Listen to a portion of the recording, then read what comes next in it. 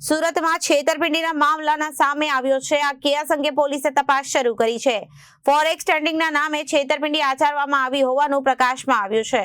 પોલીસે પોતાના તપાસના ચક્રો ગતિમાન કરાતા આરોપીઓને પકડી પાડ્યા છે અને ફોરેક્સમાં કમાણીના નામે છેતરપિંડી કર્યા હોવાની ફરિયાદ કરાતા તપાસ તેજ કરવામાં આવી હતી।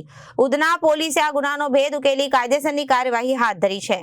સુરત હોય કે અન્ય કોઈ સ્થળ, જ્યાં લાલચ હોય ત્યાં નુકસાન થતું જ હોય છે। અતિને ગતિ નથી હોતી તે વાત આવા છેતરપિંડી પ્રકરણમાં સાચી ઠારે છે। કારણ કે પૈસાની લાલચમાં આવીને માનવી પોતાના પૈસા રહેલી વસ્તુઓ પણ ગુમાવી દે છે, પોતાના પાસે રહેલી વસ્તુઓ પણ ગુમાવી દે છે। સુરતમાં સામે આવેલો ફ્રોડનો કિસ્સો લાલચમાં ફસાઈને પોતાનું નુકસાન કર્યા હોવાનું છે। ફોરેક્સ ટ્રેડિંગના નામે છેતરપિંડી કરવામાં આવી હતી। ફોરેક્સમાં 7 થી 8% નફાની લાલચે રોકાણ કરવામાં આવ્યું હતું અને સારી કમાણી થશે તેમ જણાવી છેતરપિંડી આચરવામાં આવી હતી। પરંતુ જ્યારે સમગ્ર મામલે ભાંડો ફૂટ્યો ત્યારે પોલીસ ફરિયાદ નોંધવામાં આવી હતી। પોલીસે 36 લાખના ફ્રોડ કેસમાં કાર્યવાહી હાથ ધરી છે।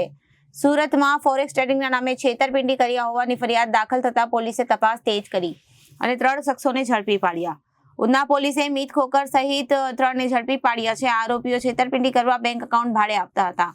પોલીસે 36 લાખના ફ્રોડ કેસમાં કાર્યવાહી કરી અને હવે આગામી કડી મેળવવા માટે ચક્રો ગતિમાન કરાયા છે। Bureau report, Janadesh news.